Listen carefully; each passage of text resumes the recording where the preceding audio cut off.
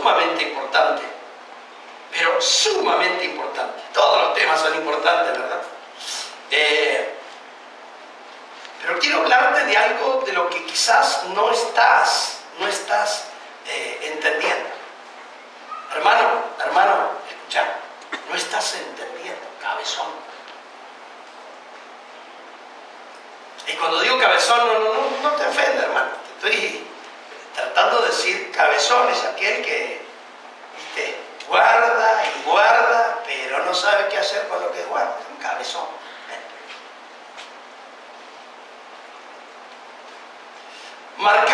Los marcados que suben. Indudablemente, las 12 tribus no van a subir. No. Va a subir una sola tribu. Y hoy nosotros somos, a ver cómo se lo digo, un sincretismo entre la tribu de Judá y la tribu de Isaacar. La tribu de Judá tiene ciertas particularidades, especialmente 5, que quizás las alcancemos a ver hoy. 5 particularidades que tiene la tribu de Judá. Pero a la misma vez, a la tribu de Isaacar, Dios la hace una tribu entendida en los tiempos, que sabe lo que hay que hacer y que le dice a los hermanos, mira, por acá hay el camino, por acá. No, por allá no, por acá. Entonces necesitamos ser Judá y necesitamos ser Isaacar. Pero la verdad, hermano, de las demás tribus yo me quiero desentender. Porque si le tengo que hacer un estudio profundo de cada una de las otras tribus, hermano. Ahora, déjeme empezar de esta forma. Porque, bueno, esperemos que esto no me empiece a fallar. Porque si no me falla aquí, me falla allí, voy a tener problemas. A ver, che. Sí, vamos a tener que. Ahí está. ¿Me agarró? Ezequiel capítulo 9, verso 4 dice. Yo le voy a hacer rápido una introducción, pero el versículo dice: y le dijo Jehová, pasa por el medio de la ciudad, por el medio de Jerusalén, y ponles una señal. Esa señal, yo ya prediqué sobre este tema, es la letra Tau. La letra Tau es la última letra del abecedario hebreo. Ponle una señal en la frente a los hombres que gimen y que claman a causa de todas las abominaciones que se hacen en medio de ella. Cuando nosotros miramos el libro de Ezequiel, nos damos cuenta que, contemporáneo también al profeta Daniel, era un tiempo donde Dios se había hartado de Israel. Y entonces Dios decide entregarlos a otras naciones, como por ejemplo Babilonia. Y Babilonia viene a Jerusalén, se lleva a los mejores, pero la gran mayoría queda. Quiero que entienda que este pasaje está hablando de lo que estaba pasando en Israel, no en Judá. El domingo pasado yo fue que hablé de la división de Judá y Israel. Fue el domingo pasado aquí, ¿verdad? Entonces no hace falta que yo vuelva a repetir muchos conceptos. Entendemos que la tribu de Judá era el reino del sur, la tribu de las 10 tribus, allí estaba Roboán, y Jeroboam se queda con 10 tribus en el norte. Entonces el lugar, la capital de las 10 tribus del norte era Samaria, pero en Judá había quedado Jerusalén, que era la capital, y en Jerusalén estaba el templo. Y por el hecho de que estaba el templo, una de las tribus, que eran los levitas, los encargados de ministrar en el sacerdocio, habían sido distribuidas en las otras tribus, pero la gran mayoría de los levitas habían quedado en Judá, porque eran los encargados de ministrar el altar, de velar por las cosas que se hacían en la casa en Jerusalén. Entonces, como en el reino del norte, que estaba el rey Jeroboam, no había templo y no había sacerdotes, los de allí del norte bajaban hasta Jerusalén para adorar. Y entonces Jeroboam dice: si la gente sigue yendo a Jerusalén, se me va a complicar la cosa, porque si ellos se van a Jerusalén, se van a establecer en Jerusalén y yo me quedo sin gente. Entonces dijo: voy a hacer altares, y empieza a llenar de altares idolátricos en las partes altas de todo lo que sería arriba de Judá, todas las otras tribus estaban arriba, y entonces se empieza a levantar también sacerdotes. Eso hace Jeroboam. Y Roboam se queda con 2 tribus, Judá y Benjamín, que estaban en el sur.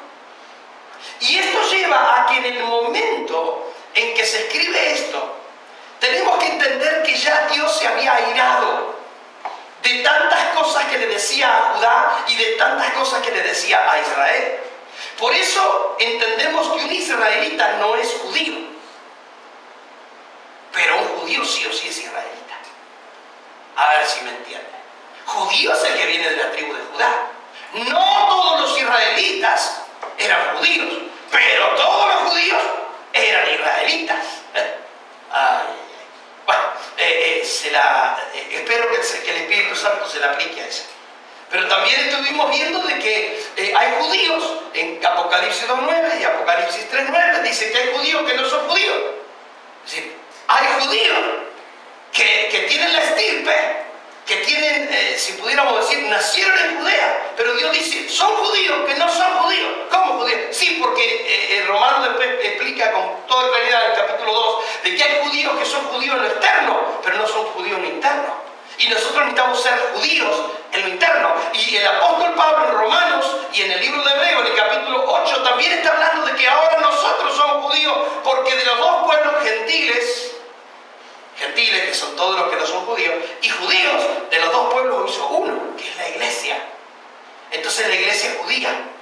Claro, algunos, hay muchos que dicen ser judíos y no lo son. Es decir, dicen ser cristianos y no lo son, tienen un título que dice iglesia cristiana, pero nada que ver con seguir a Cristo y conseguir eso. Yo espero que vos seas parte, hermano, de ese pueblo consagrado. Ahora miren, aquí encontramos, ustedes miren el capítulo anterior, hermano, es horroroso lo que encontramos allí. Lo que había hecho Israel. Israel estaba en un tiempo donde las tribus estaban juntas, estaban las 12. Y fue allí donde, hermanos, después viene, ustedes saben toda la historia de David, Salomón, termina Salomón, entra su hijo Roboam, bueno. Pero en este tiempo, es el tiempo donde se lleva un grupo de gente selecta a Babilonia, entre ellos Daniel, sus amigos. Pero en Israel queda un grupo de gente. Y ese grupo de gente que queda en Israel, hermano, hicieron abominaciones. Dentro del templo de Dios labraron serpientes. Pintaron serpientes. A la entrada hicieron un obelisco, la Biblia Peshita, hermano, estaba leyendo la Biblia Peshita, habla de, hermano, ¿viste en la Plaza San Pedro? El obelisco. Bueno, allá en Buenos Aires está el obelisco, en la plena calle 9 de Julio. Y en muchos lugares, Washington, está ese altar allí, que en realidad, si yo te cuento lo que significa eso, ¿para qué? Horario de protección al menor. Todavía no lo vamos a decir, pero creo que muchos ya saben a qué me refiero. Hermano, ese hicieron los judíos. Perdón, los israelitas, voy a hablar bien con Tania. Entonces los israelitas hicieron que Dios se enojara y dijera, sí, ok, ahora te voy a mandar. Y un buen grupo fueron a Babilonia, pero un gran grupo quedó. Y entonces entra en el capítulo 9 del libro de Ezequiel, donde encontramos 6 destructores que Dios envía para Jerusalén. Esto es tipología de lo que viene ahora, hermano. Aquí los que fueron marcados son los que el enemigo no iba a destruir. Los destructores no lo iban a poder tocar, los que tuvieran la letra Tau en la frente. Pero aquellos que, hermano, estaban viviendo desordenadamente, aquellos que se habían entregado, pues, Dios no viene, Dios se olvidó, eso decía en ese tiempo, Dios se olvidó de nosotros, hagamos lo que bien nos parece. Mire usted. Y entonces, como eso sucede en ese tiempo, Dios manda 6 destructores. Pero también manda uno que era un escribano, con tinta, dice, en su cinturón, para escribirle la letra Tau. A esos el destructor no lo podía tocar. Esos iban a escapar de la destrucción que venía. Esto es tipología de lo que vamos a vivir ahora. Ahora, Miren, la letra Tao es algo muy interesante. Voy a tocar cosas que parecen hasta muy locas. Miren, por alguien que se olvidó, por allí creo que anda de Israel, un día se olvidó una Biblia como esta aquí, la Torá, estaba aquí. Y yo nunca miro aquí, hermano, pero ese día se me dio por mirar. ¡La Torá! Dije yo, la Torá. Y cuando entro, miro adentro, la veo en hebreo y en español, hermano. ¡Ah! Yo la quiero. Ya, ¿dónde está? ¿Quién la vende?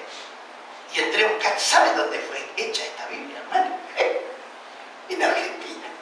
¡Ah! Cuando leí eso dije, ¿sabe qué? Ya la quiero. Y la compramos de oferta, hermano. Creo que era $70. Vale, como hay uno por aquí que la vende en $300. ¿Viste? Bueno, es lógico, empieza el hebreo, ¿no? Empezás a leer del principio. Del final, quiero decir, al principio, no al revés. ¿No? Bueno, las cosas que yo encontré aquí, una riqueza, hermano, preciosa. Y entonces, una cosa, viste, te va llevando a la otra. De empezar a buscar algunos estudios que yo había hecho del hebreo, del alfabeto hebreo, y di unas clases y practicamos las letras con los hermanos de la universidad. Me acuerdo que habíamos trabajado y todo escribiendo las letras en hebreo. Y después dimos de ejemplo, a ver, escribir nuestro nombre en hebreo, porque pasa el abecedario. Entonces fue algo lindo. Y entonces yo empecé a buscar algunas cosas que me sirvieron. Por ejemplo, parte de lo que yo les había dado a los alumnos hace como 3 años era el alfabeto hebreo y cómo cada letra tiene una simbología. Y hay lo que se llama gematría bíblica, es el estudio de que cada letra tiene un valor numérico. Entonces, en base a los valores numéricos, hay gente que se ha dedicado a estudiar todas las profecías del Antiguo Testamento. ¿Y cómo pudieron observar que estudiando las profecías del Antiguo Testamento, el Nuevo Testamento tiene razón? ¡Oh! Entonces yo me entré a nadar y por ahí me llaman por teléfono y no lo puedo atender. Porque el otro día tenía uno y me dice, pastor, te llamé, pero estoy estudiando, hermano. Esa es mi función, primero es esa. Entonces, me puse a leer un poquito sobre el Talmud. El Talmud no es la Torá, porque a veces empieza con T, es una palabra cortita. Y entonces dice, la Torá, no. El Talmud no tiene nada que ver, bueno, sí tiene mucho que ver con la Torá, pero no es la Torá. El Talmud es una obra que recoge principalmente, mire lo que recoge, en realidad hay 2 Talmud. Está el Talmud babilónico, que cuando los judíos que estaban en Jerusalén fueron llevados a Babilonia, ellos escribieron el Talmud, y a ese se le llama el Talmud babilónico. Pero también está el Talmud palestino, que es los que se habían quedado en Palestina, estaban escribiendo una serie de cosas y se formó el Talmud. Ahora miren, el Talmud traía, por ejemplo, eran discusiones rabínicas sobre leyes judías. Yo leía algunas, hermano, y de verdad son apasionantes.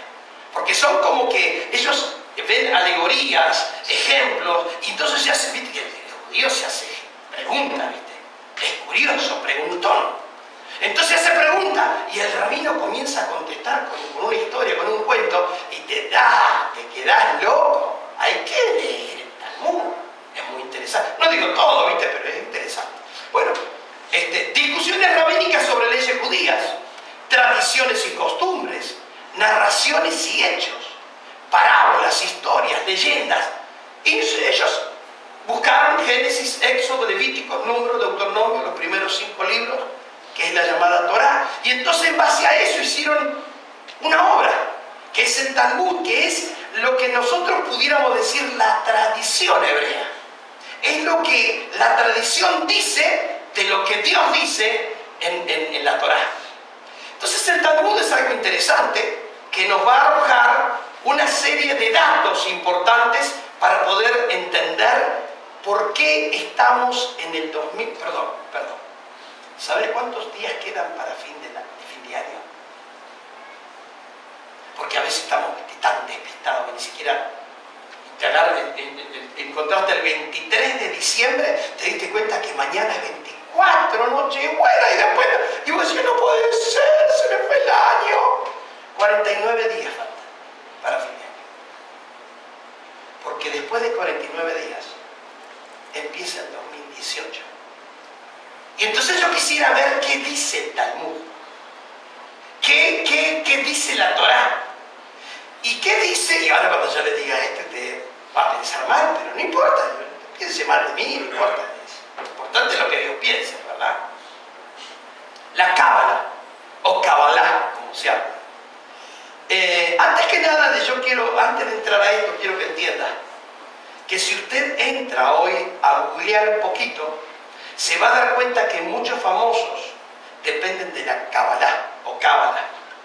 Es decir, que lo que tenemos que entender es que hay distintas escuelas cabalistas. Hermano, hay gente que toma la Kabbalah, como por ejemplo Madonna, una satanista. Madonna sabemos que es satanista.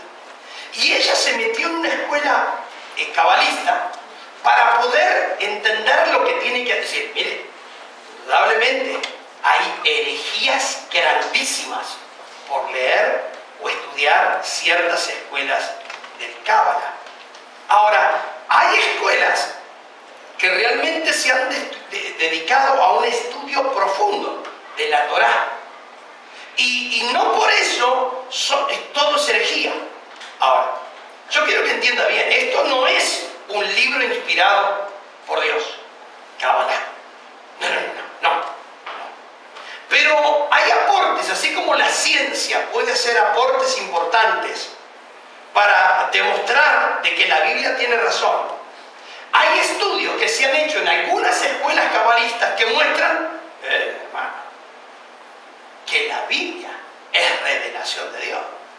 Entonces yo me voy a abocar, como dice la palabra, examinarlo todo, retener lo bueno, a sacar algunas cosas que los cabalistas, que son rabinos judíos, que están estudiando la Torá, y que al hacer una serie de programas entre letras y valores numéricos, entonces han hecho una multiplicación y empiezan a sacar cosas que son muy interesantes.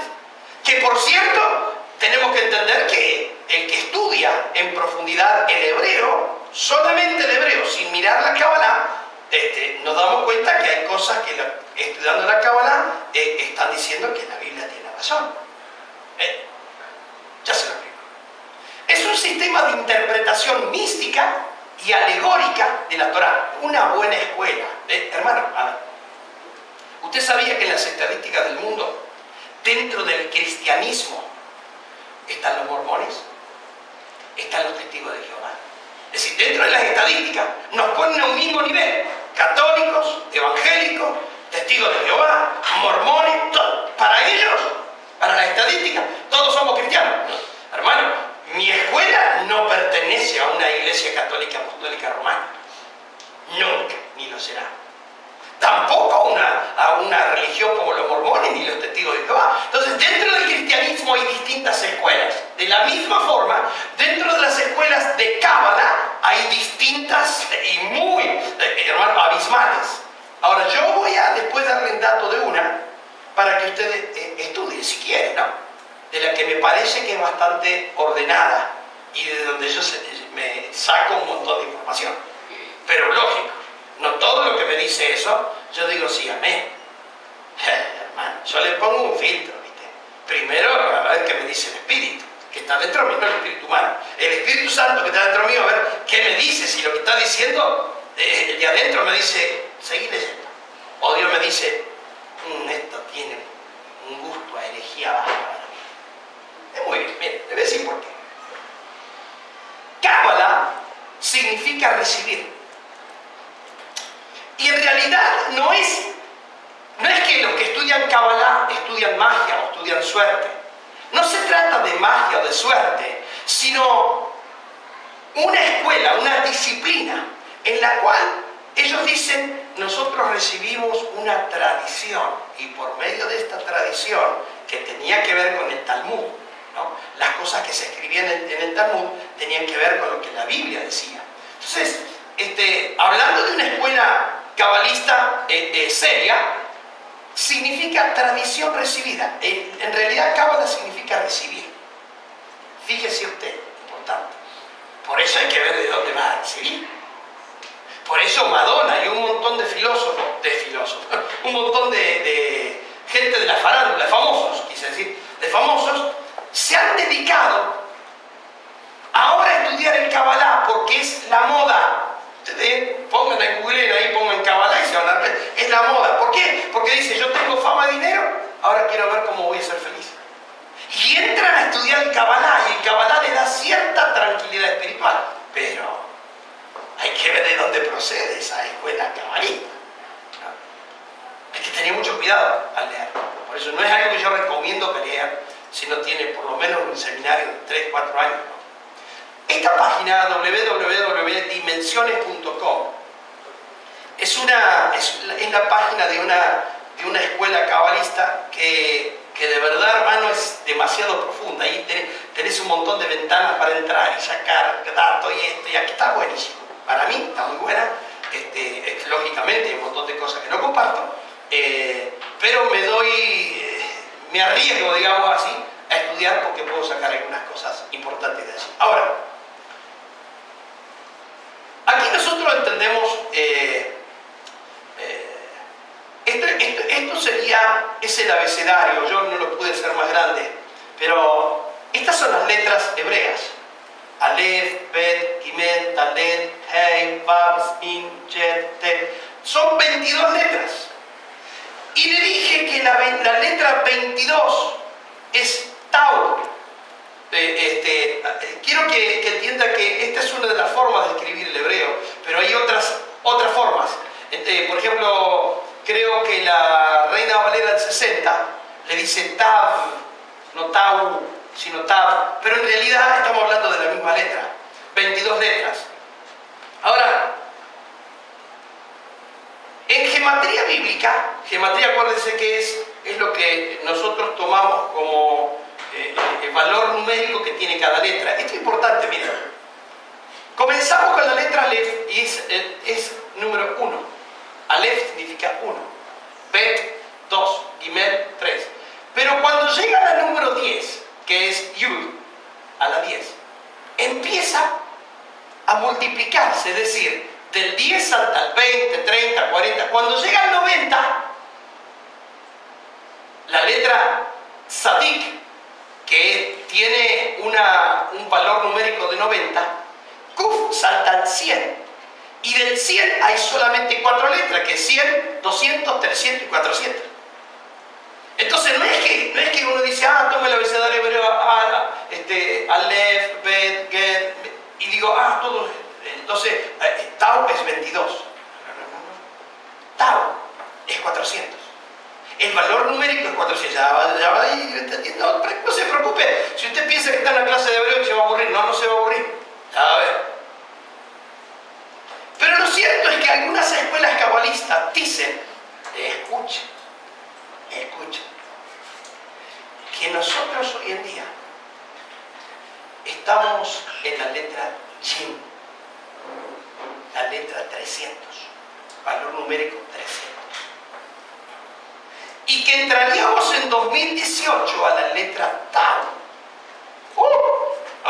Es que el que tiene un poquito de concepto general y recuerda lo que enseñamos al principio, que algunos van a ser marcados con la letra Tau y esos son los que se van a salvar de la destrucción que viene, pero los otros se quedan. Entonces, si es cierto, mire eso, que los cabalistas que utilizan la gematría bíblica y el valor numérico para decir que en el 2017 nos estarían faltando, yo sacaba la cuenta, 49 días para el 31 de diciembre, entendiendo que de hoy hasta mañana es un día, ¿no? Es decir, así, 49 días. Es decir, no llegamos ni siquiera al 50. ¿Alguien sabe lo que celebraba el pueblo judío el día 50? Sí, pero claro, ¿Se acuerdan un poquito? Cuando había que perdonar al hermano, ¿cómo se llamaba? Había que perdonarle todas las deudas, ¿cómo se llamaba? ¿No se acuerdan, hermano? Eso lo hemos visto en las escuelas, en la iglesia, en la universidad. ¿Cómo se jubilea? No tiene que ver con jubilado. Pero si usted se acuerda del jubilado, se va a acordar del jubileo. Acuérdense que los judíos tenían 7 fiestas. De las 7 fiestas, 3 eran las importantes. La segunda fiesta más importante era Pentecostés, que eran 7 semanas de 7 días. 7 por 7, 49. Cuando llegaba el día 50 había que perdonar. Y entonces Pentecostés, hermano. Pentecostés es el día de la fiesta. Ahora, bueno, no me quiero quedar ahí.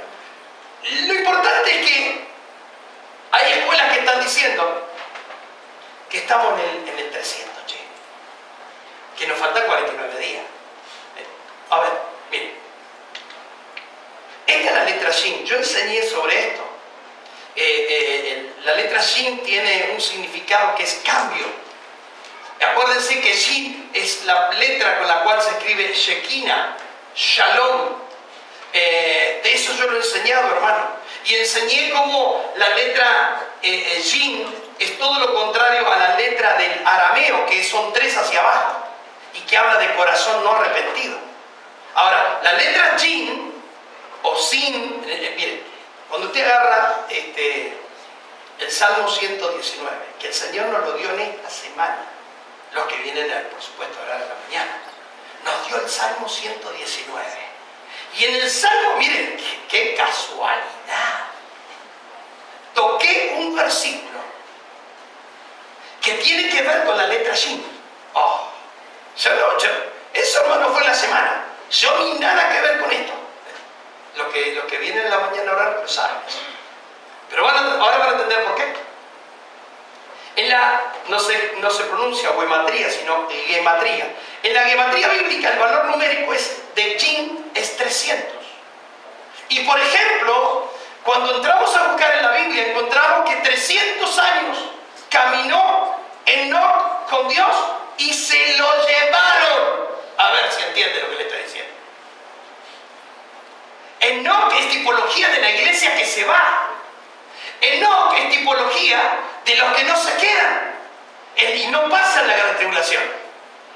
Pero 300 años caminó con Dios Enoc y luego vino Tau, Jin, la anteúltima letra, Tau, la letra que seguía, se lo llevaron.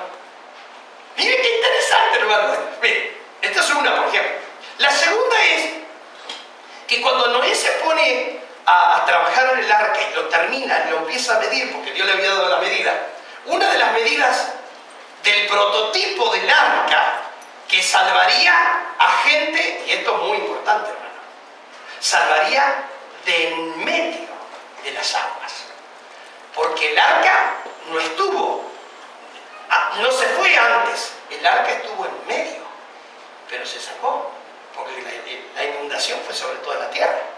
Pero ¿y cuánto medía? Cuando la van a medir, Noé la va a medir 300 codos. Y terminó de subir al barquito, al arca, y vino la destrucción. Tipología del tiempo de tribulación que viene. En medio de la tribulación, 8 se salvaron. El 300. Sí. Ahora, bueno, también hay varios, hermanos. Yo estaba mirando la concordancia, entonces empecé a sacar. Vean, tengo un listado, no sé.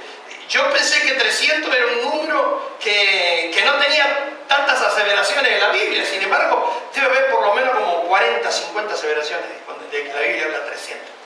Yo saqué 3 nada más. Ahora, cuando entro en por eso la concordancia Strong es tan importante. Lo vuelvo a decir, es tan importante. Yo me alegro cuando la gente compra la Strong y se la bueno, en fin, seguimos. Se le autorregalan la concordancia. Ok, Gedeón con 300 hombres venció al enemigo. Miren qué interesante. Es que todo tiene una enseñanza, hermano. Si nosotros entramos a predicar sobre esto, no terminamos mal. Pero miren lo que sucede. en la letra Tau, o Tav. Acuérdese que en el Salmo 119 es un acróstico, y hay 15 acrósticos en toda la Biblia. En el Antiguo Testamento hay 15 acrósticos, en el cual, en el Salmo 119, se van dando las letras, Aleph, y hay 8 versículos, luego Bet, 8 versículos, Gel, Gimel, 8 versículos, y así, y va dando, pero cada uno de esos versículos tiene una enseñanza profunda. Cuando le llegamos al Salmo 119, pero el versículo 162, creo que es, que comienza la letra Tau, hermano, no, la letra Shin, está la letra Shin, luego comienza la letra Tau. En el 100, lo voy a buscar porque si no, ¿alguien lo tiene por ahí? No, gracias por contestar. Salmo 119, estoy buscando los salmos después de Proverbios. Salmo 119.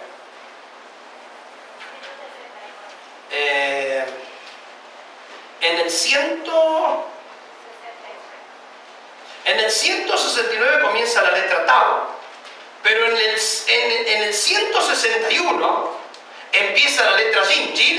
Estamos ahora en el Jin, pero no en el Jin del gimnasio, ¿no?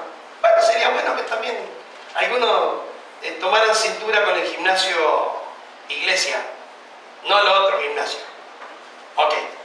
Salmo 119, del verso 161, empieza la letra Sin o Shin, que es la que vimos recién. Cuando termina los 8, empieza con la letra Tau, o Tav, como les decía. Ahora miren la letra Tau. En geometría bíblica el valor numérico es 400. Ahora miren lo que Dios le dijo a Abraham. Cuando nosotros traemos algunos pasajes de lo que dice 400 en la Biblia. Por ejemplo, Dios le dijo a Abraham: tu descendencia será esclava y oprimida por 400 años. Y después viene la liberación. Hermano, estamos en un tiempo de opresión. ¿Por qué?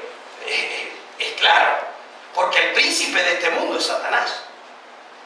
Él tiene, hermano, todos los sistemas los tiene tomados.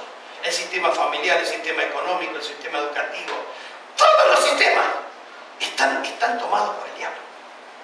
Y aunque él no tiene autoridad, sí tiene poder. Y vaya que podemos ver eso en el mundo. Entonces estamos en un tiempo de esclavitud todavía, porque seguimos peleados con el desgraciado ese, que Dios lo reprenda. Es un desgraciado, cayó de la gracia, ¿o no? Es que haya de allá arriba. Bueno, entonces Dios le dice a Abraham: tu descendencia es esclava. Es un tiempo, un kairos, 400 años. En la gematría bíblica es un tiempo, un kairos, un tiempo donde el diablo va a gobernar. Pero vino el tiempo de liberación, cuando el pueblo salió, otra vez salió el pueblo de Israel de Egipto. 400 años que salió, ya va a ver por qué cuando digo salió. En la dedicación del segundo templo, cuando vemos a Esdras, Nehemías, que estaban trabajando Zorobabel, y Dios lo toma, dice: este es mi siervo Zorobabel, este va a poner la plomada cuando llegue. Hermano, 16 años estuvieron queriendo construir el templo y no lo construyeron, y Zorobabel viene. Dios dice: yo voy a poner gracia, voy a poner fuerza en Zorobabel, y en 4 años construyó el segundo templo, Zorobabel. Y entonces en la dedicación de ese segundo templo se ofrecieron 400 corderos. Es que para todo esto hay una simbología, y hay una explicación, y hay un mensaje, hermano. Si yo me detengo en uno de estos, lo terminamos mal. Ahora, mire la parte negativa. Cuando esto fue un poquito antes, acuérdense que Elías pelea con 450 profetas de Baal. Pero en este tiempo, el rey de Israel consulta a 400 profetas que eran profetas falsos, que le dijeron: sí, subí, que Dios te va a defender, subí. Y él dice todavía: pero no habrá ningún profeta de Dios. Y entonces aparece Miqueas ahí, en la historia. Es hermosa esa historia. Y Miqueas dice: no vayan, pero quisieron ir igual. Y entonces, hermano, estos 400 falsos profetas, tipología de la iglesia herética de hoy en día. La iglesia que predica pistoladas, que no predica un evangelio del reino. Que dice, no, el Señor todavía falta, sigamos planificando, dale, total, falta, el Señor falta, el Señor no viene, no, ¿qué es eso de que viene? No predican de la segunda venida, no predican del Apocalipsis, predican el ABC y se quedaron allí. Esa es una iglesia herética. Entonces, con esta introducción, me había tomado un trago. Por la duda, si sale en la radio, un trago de agua.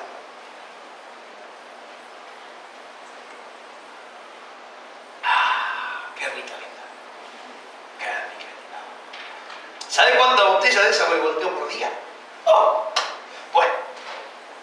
Ok. Gracias a Dios. El día miércoles, para los que no vinieron, podés codear a algún líder si vos no lo viste y está acá, codear así. ¿Dónde estaba el miércoles? ¿Dónde estaba? El día miércoles hablamos de una pregunta que los israelitas le hicieron a Dios. En ese momento estaban las 12 tribus juntas. Es importante esto. En ese momento no estaban separados el reino del sur y el reino del norte. Estaban las 12 tribus juntas y dijeron a Dios, Dios, ¿quién será el primero en subir? Ahora, quiero esa expresión, la quiero trasladar a nuestros días. ¿Quién será la primer tribu que se va? Acuérdense que yo hablé primicias, cosechas y rebusco. Hay 3 raptos, por así decirlo.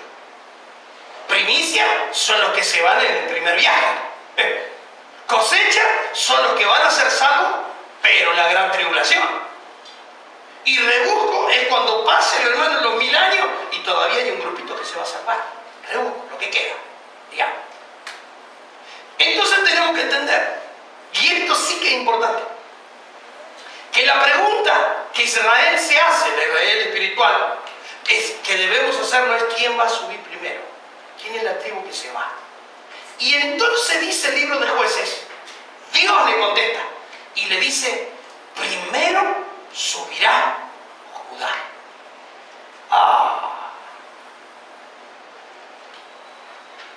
Claro, si yo tengo que entrar a desglosar todo eso, hermano, tiene mucho. Hay muchísimo para sacar. Mucha astilla larga para sacar. Pero mucha, ¿eh? Así que yo te voy a dar el tronquito y espero que vos después saques astilla de lo que vamos a ver hoy. La hora, hermano. Y la hora es traicionera. Porque todavía no empecé y ya tengo que terminar. ¿Cómo hago? La pregunta que le hacen a Dios es ¿quién va a subir primero? Y Dios dice, va a ser Judá. Pero luego, eso es en el pasaje que encontramos en el libro de Jueces. Pero en el libro de Génesis, en el capítulo 49, encontramos que Jacob está bendiciendo a las tribus. Mejor dicho, bendiciendo. Si se pudiera llamar bendición. Porque a la única tribu que bendice en realidad es a Judá. A la demás le da con un fiado. La primera que le da el cachetazo Jacob es a Rubén. Y lo primero que le dice, vos te subiste a la cama mía. Y vos te acostaste con mi mujer. Ahora, al hijo Rubén le está diciendo eso. Y entonces, hermano, más que una bendición, es que iba a haber la bendición para las tribus. Y hay tribus, usted das cuenta, no hay 12 ahí. No hay 12. No sé quién dijo, pero me pareció que estaban queriendo aportar ahí. ¿Alguien habló? No. Ni 10.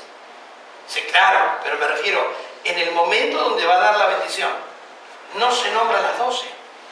Creo que se nombran 10. Una, por ejemplo, dice, a Leví, le dice Simeón y Leví. Y como fueron los primeros guerreros que se fueron en la guerra, yo digo todavía que no se tenían que ir, porque los primeros tenían que ser Judá. lo destruye y queda una tribu chiquitita. Que después Judá le dice al Simeón, Simeón, ¿qué? Vamos a ir a tomar la tierra de Canaán, vos veniste conmigo y yo después te defiendo a vos y te ayudo para tomar el territorio tuyo. Pero, si usted se mira allí en Génesis, hermano, cuando empieza a dar la bendición, se da cuenta, mire, hermano, esto es importante, hermano. Entonces le dice a Judá 5 cosas. A ver, yo quiero ir a la Biblia de las Américas. Génesis 49. Oh. Número 1, en el verso 8 le dice, a ti Judá te alabarán tus hermanos. Miren la bendición que ahí sí Jacob le está tirando. Le dice, te van a alabar tus hermanos. A ver, yo pregunto, hermano, a ver cuánto hay aquí que le gusta que los hermanos le alaben. Ah, no, a mí no, pastor, no, yo soy humilde, soy yo. Yo soy argentino, humilde bárbaro, ¿viste? Bueno, ¿a quién le gusta que los hermanos lo alaben?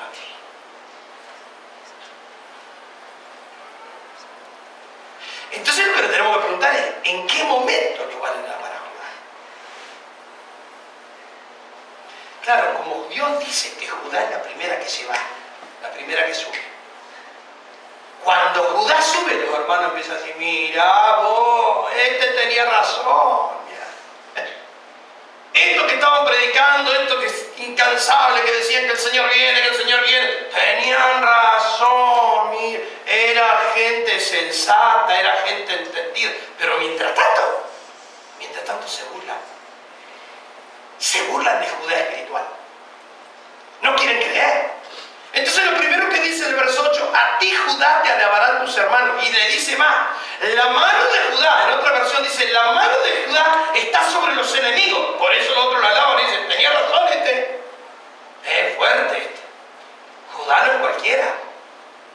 Y dice también, se inclinarán a ti los hijos de tu padre, es decir, tu hermano. Se van a tener que inclinar así, pero ya se fue. Ok, número 1 encontramos eso. Número 2 le dice, cachorro de león es Judá. La segunda cosa, la primera es que los hermanos lo alabarán. La segunda, que le dice que es un cachorro de león. Algunas versiones dicen, como un león joven está cuidando su presa. ¿Quién se va a acercar, hermano? Un león viejo, ¿viste? Re viejo, vos decís, bueno, lo patea un poco, ¿viste? Y lo correte y le saca la presa. Pero a un león joven, ¿quién se anima a sacar la presa? Y entonces le dice, cachorro de león es Judá. De la presa, hijo mío, subir. Es decir, ¿quién va a tocar? En la otra versión dice, ¿quién le va a tocar la presa? Al león. Lo interesante, hermano, que desde el momento que se hace esta palabra profética pasaron 640 años hasta que alguien de la tribu de Judá, que fue el rey David, llegó al trono. 640 años. Y después te cuento la otra. Y entonces dice que se agazapa, se echa como un león. ¿Quién le va a despertar? ¿Quién le va a decir, oye, correte, que yo quiero sacarte la presa? Si Judá tiene una característica, hermano, cuida la presa. Pues si la presa pudiéramos hablar de que es un corderito, significa que nosotros tenemos que cuidar el corderito como león. Que nadie te saque la ovejita. Que Dios te dio a vos como responsabilidad. Seas o no seas pastor. Porque nosotros muchas veces pensamos, bueno, ese trabajo para los pastores. Pero quizás vos, mamá, tenés 4, 5, 3, 2, 1, no sé, ¿viste? Hijos. Esas son tus primeras ovejitas. Como leona, como león. Que no te toque la presa. Que el diablo no te la toque. Porque el diablo te la está tocando. Y te la va a querer tocar más. Hablábamos con alguien de los adolescentes. De la iglesia. Y si uno tiene que hacer un análisis profundo, uno diría, pero todavía no los veo muy entregados, ¿viste? Es verdad. ¿Por qué? Número 1, porque hay una distracción muy grande de parte del enemigo. viene con tecnología. Muchos no escucharon cuando levanté un Dios te dice y hablé de lo que era el cuarto poder y el quinto poder. Y entonces anoche estaba leyendo sobre el séptimo poder. Y es que dicen que la tecnología va a absorber aún a Dios. Una barbaridad, porque decían ellos que todas las tecnologías siempre absorbieron a los dioses. Dioses, no va a comparar a los dioses con Dios. Entonces hablan del Dios de la tecnología. Y lo que nosotros no entendemos es que la tecnología es muy buena, pero puede ser muy dañina si los padres no cuidamos la presa. Hermano, la tecnología te lo echa a perder. Porque por más que vos le digas, te vas a quedar en la iglesia una hora escuchando a los pastores, pero después se va. Y si nosotros no les metimos en la cabecita de ellos que es bueno, hijo, es bueno que tú escuches la palabra, porque vas a ser bendecido, porque estamos en el sacerdocio de Melquisedec. Y entonces los chicos empiezan a crear argumentos. Y si el padre se calla ante los argumentos de los hijos, en cambio de enseñarlo y adoctrinarlo, decirle, no, hijo, te conviene. Y mientras vos seas mi hijo, y hasta que llegue a los 18 años, vos vas a hacer lo que yo te digo, vos me vas a acompañar a la casa de Dios. Porque eso es bueno para vos. Pero hermano, las cosas del mundo le van a decir, ¿qué vas a perder el tiempo con ese viejo argentino salame que se la pasa una hora y pico hablando? Sí, salame. Termino italiano, ¿viste? Salame. Bueno, quiere decir tonto. Nosotros le decimos tonto, salame. Bueno, en fin. Entonces, cachorro de león, cuida tu presa. Tu primera iglesia es tu casa. Y el diablo te la va a querer sacar. Pero hermano, ¿qué sirve? Que vos digas, me voy con él, y vamos viendo que nos vamos levantando todo y nos vamos todos. Y de pronto miramos que los viejos nuestros se quedan. Tercero, el cetro no se apartará de Judá, ni la vara de gobernante de entre sus pies hasta que venga Silo. Ese Silo es el enviado, es Cristo. Hasta que venga de mí, ¿hasta cuándo? Hasta que venga el enviado. No se va a apartar el cetro. Es que hermano, después de David, el cetro lo tuvo Salomón. Después de Salomón, y seguimos la genealogía. Y en Apocalipsis capítulo 5, hermano, cuando Juan está mirando de que hay un libro, un rollo, y que tiene 7 sellos, y que no se puede abrir, entonces le dice, ¿quién es capaz? Y dice que Juan se puso a llorar. Y lloraba porque él veía que nadie podía desatar los sellos de ese libro. Y entonces el anciano le dice, escucha bien, hay alguien de la tribu de Judá, el león de la tribu de Judá, y habla de Jesús. Él es digno de desatar los sellos y de abrir el libro. Es decir, que hasta el final, hermano, Jesús venía de la tribu de Judá. Este cetro, hermano, nosotros sabemos quién es nuestro rey, aunque a nuestro rey no gobierna en el mundo, no por impedimento del diablo, que el diablo se lo impide, no, porque él en su soberana voluntad dice, yo quiero reinar en aquellos que anhelan que yo esté en su corazón. Entonces, si vos querés que el rey reine, hermano, él va a reinar en ti. Pero si vos lo dejás, el diablo se va a apoderar de ti y él será el rey tuyo. Entonces es un tiempo importante para entender que el cetro no se debe apartar de Judá. La autoridad, el mando que la iglesia tiene, porque Jesús le delegó una autoridad a la iglesia. Y el poder que resucitó a Cristo de los muertos se lo dio por sobre todas las cosas, dice, a la iglesia. Eso es en tercer lugar. En cuarto lugar, y aquí está bueno,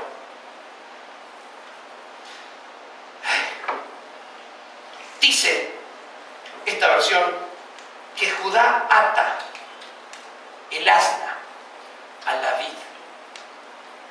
Y esto lo di el miércoles, pero como había muchos que estaban dormidos. Judá ata el asna a la vid. Para que nosotros podamos imaginarnos, asna. El asno es simbología de alguien obstinado. La obstinación es simbología de asno. En Juan 15 dice que la vid, Jesús dice, yo soy la vid, vosotros los pámpanos. El que permanece en mí, yo en él, este lleva mucho fruto, porque separado de mí nada podéis hacer. El que ata el asna a la vid significa que ata la obstinación, y Judá ataba la obstinación. Voluntariamente dice: yo ato la obstinación. Ahora yo quiero quedarme con esto. ¿Sabes cuánta obstinación? Parte de la ignorancia de lo que hablamos, de que la reforma continúa. Una de las cosas es la ignorancia, ¿verdad? Que dijimos. Bueno, una de las ignorancias es no entender cuánta obstinación hay en el pueblo de Dios. Ustedes saben que yo no manipulo ni las ofrendas, miren, ni la obra misionera, ni los diezmos ni las ofrendas, porque nosotros no levantamos ofrendas ni levantamos diezmos, pero hemos enseñado lo que eso es el bebé, a cada vuelta a veces se despierta a otro. A ver, no hace ruido, ¿verdad? Le bajaron. En serio, yo vi dos que se despertaron y dije: vino el Señor, dijo: mira el Señor, mira el Señor. Mira si la iglesia decía: aleluya, aleluya, me arrepiento, me arrepiento, me arrepiento. Estaba totalmente dormido. Pero hay una obstinación, hermano. Déjeme decirle que en no traer dinero al Señor, eso es una obstinación. El querer disfrutar con el dinero sin darle al Señor lo que es del Señor. Lamentablemente, hermano, yo últimamente estoy mirando y me doy cuenta quién es el que diezma y quién es el que no diezma, el que se hace el sonso. Que me engañes a mí, ¿qué importa, verdad? Pero que lo quieras engañar a Dios, que seas obstinado en seguir utilizando el dinero en lo que se te canta la gana y no darle al Señor cuando vos sabés que hay dinero para el Señor. Eso es una obstinación, es no entender. Segunda cosa, es una obstinación, hermano, pero obstinación, no querer aprender, no interesarte en aprender la revelación de su palabra. Yo veo obstinación en eso, en la vida de la iglesia. Por cierto, el próximo miércoles descansa. Manga de bandido. Yo no voy a estar, entonces. Pero de verdad, hermano, uno puede discernir quién es el hermano que realmente, viste, viene a buscar la revelación. Es una obstinación tuya. No venir a la casa de Dios. El dejar las cosas de Dios por cualquier cosa. Eso es una obstinación. Y una de las características, hermano, de Judá, del verdadero Judá, que él ató la obstinación a la vida. Fíjense qué interesante, qué precioso. Eso sí que es revelación. Ató la burra, el asna, la ató a la vid. Y dice: y ata a la vid su pollino, que me llama la atención, porque dice: y a la mejor cepa. Otra versión dice: a la vid escogida. Es la vid escogida de Cristo. Hermanos, sos obstinado en algo. ¿Puedo sacarte los 150 preceptos de obstinación? ¿O con dos te hacen ya, que ya nombré dos, ya está bien? ¿Qué haré? Ya está bien. No. Es que yo me voy, hermano, el domingo que viene. Más vale que eso sería otra obstinación. El pastor no está. Me quedo. Eso es un obstinado que no entiende nada de la palabra de Dios. Avanzo, termino. La quinta cosa es que dice que Judá lava en vino su vestidura. A ver, hermano, imagínate, vos tenés un vestido blanco y te echás un vinardo sin vino, un vino tinto. ¿Qué? Te queda todo manchado. ¿Cómo que la vestidura queda blanca con el vino blanco? Y dice la otra, dice: y en la sangre de las uvas. ¿Cómo la sangre de las uvas? ¿Dónde viste vos que las uvas largan sangre? Pero aquí está hablando de la simbología justamente de la cena del Señor. Y hermano, el que no se lava, escuche bien, el que no se lava en este tiempo en la sangre del Cordero, según Apocalipsis capítulo 7, se tiene que lavar la vestidura en la gran tribulación. y de sangre. ¿Saben qué significa eso? Martirio. ¿Saben qué significa eso? Que los que se quedan, la mayoría de la iglesia que se queda durante la gran tribulación va a pasar por el martirio. Y digo así, porque el martirio justamente va a ser cortarle la cabeza. Es parte de cómo opera el Islam y la parte del ISIS.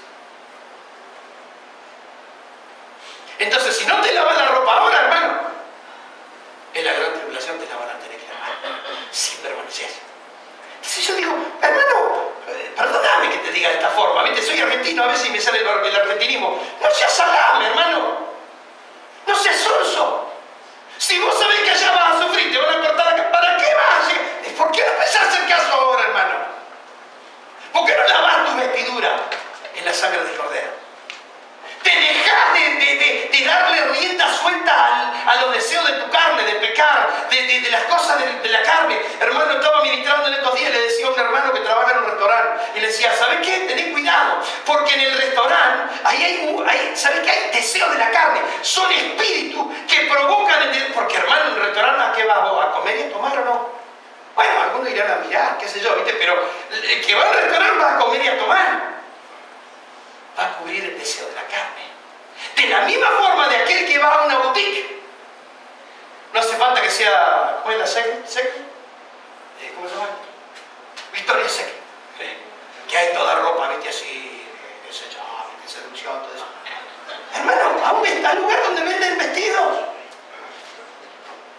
Donde venden ropa. ¿A qué están apuntando? A tu carne. A que digan, sí, qué lindo me quedaría ese traje, che. Y las mujeres, oh, ese vestido que... Carne. Son espíritus que intentan alimentar la carne. Entonces, si vos vas a un lugar de eso, sin estar consciente del lugar y la atmósfera que te metes, hermano, ¿sabés qué vas a salir? Con más deseo de la carne. Entonces, hay un tiempo, hermano, donde el entendido tiene que decir, para, así, está bien, yo voy a comer porque de eso vivo, ¿no? Tengo que alimentar mi cuerpo, voy a comer. Pero otra cosa es que hagan un culto de la comida. Que vivan para comer. Que viva pensando en la comida, que viva pensando en el vestido. Por eso el Señor decía, no podéis servir a dos señores. No. Tranquilo, no podéis servir a dos señores. O que vas a terminar despreciando a uno. Entonces es importante que entiendas que tu espíritu, hermano, hay que lavar los vestidos en la sangre del Cordero. Ahora es tiempo de morir a la carne. Ahora. Si tengo que seguir, no termino. Pero estas 5 cosas nos hablan de Judá. Pasen la música. ¿Qué es esa tarea, no? Eché 50 minutos. Pasé.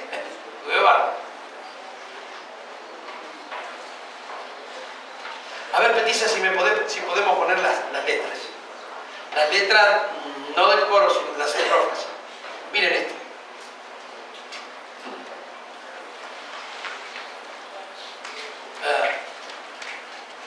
¿Cuántos libros tiene la Biblia? Pónganse de pie, por favor. ¿Cuántos libros tiene la Biblia? Muy bien. 66 sería la suma de 22 y 22. Entre el Padre, el Hijo y el Espíritu Santo. 66, otra de las cosas, hermano, que encontré interesantes. Hay un abecedario del Padre, 22 libros. Hay un abecedario del Hijo, 22 libros en la Biblia. Y hay un abecedario del Espíritu Santo, 22 libros. La letra Tau en el abecedario del Padre es Cantar de los Cantares. La letra Tau en el abecedario del Hijo es Hechos de los Apóstoles. Y la letra Tau en el abecedario del Espíritu Santo es Apocalipsis. ¿Querés que te diga cuál es la letra allí? Un libro antes de cada uno. En ese tiempo estaba en el gym.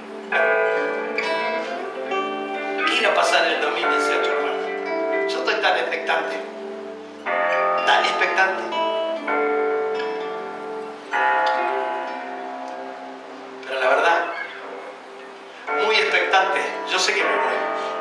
No, yo tengo la seguridad que me voy. Pero tengo la preocupación de saber que hay muchos que si viniese hoy el Señor, por más que estén aquí, no se van. Al menos en el primer viaje no se van. Quizás con todo lo que ya te ha dado el Señor en este tiempo, bueno, te quedará en el segundo, pero que la vas a sufrir, cabezón. La vas a sufrir. 3 años y medio de puro sufrimiento. ¿Para qué? Porque los primeros 3 años y medio te van a dar cola, ¿viste? Hilo al barrilete, quiere decir. Pero los segundos 3 años y medio, ahí no te salvas. Miren lo que dice la Biblia, lo que dice la letra de esta canción. Mi esperanza está en Jesús.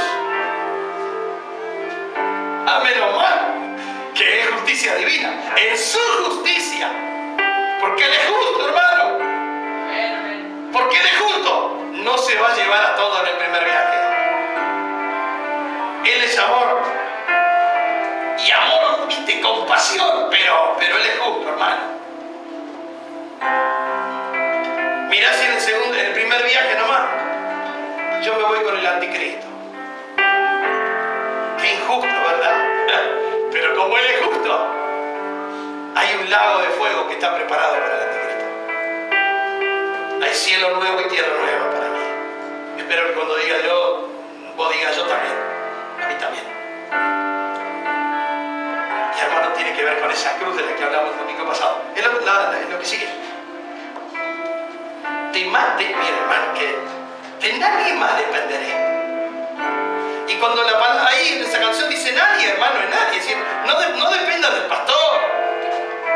No dependa de tu madre que te inculcó lo bueno, lo malo, de tu padre que te enseñó.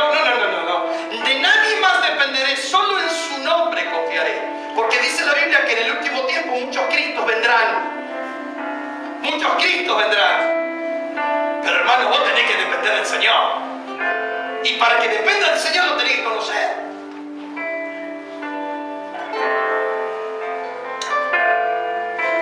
Miren, ¿cuántos de ustedes lo vieron al Señor? Bueno, físicamente lo vieron, no, ¿verdad? Cuando no puedo ver su cara, cuando no puedo ver el rostro de Dios, sé que su gracia es siempre igual. Yo voy a depender, hermano, de Dios. Por eso en la bienaventuranza dice que es bienaventurado, dichoso el que no vio y creyó. Hay una bendición para todos los que no pudimos ver el rostro de Jesús, pero estamos creyendo en Él, hermano. Yo creo que Él viene. Si Dios dijo que viene, viene. No me cabe ninguna duda que Él viene. Y hermano, entonces, si hay tormenta en tu vida, si hay situaciones difíciles, si el diablo te manda tiniebla, te ataca por acá, te ataca por allá, por acá, por allá, por allá, hermano, a la tormenta voy a vencer. Es más, fuiste creado para vencer. Lo que pasa es que el diablo te ha mentido, pero fuiste creado para vencer. Fuiste creado para ser vencedor. Si no, jamás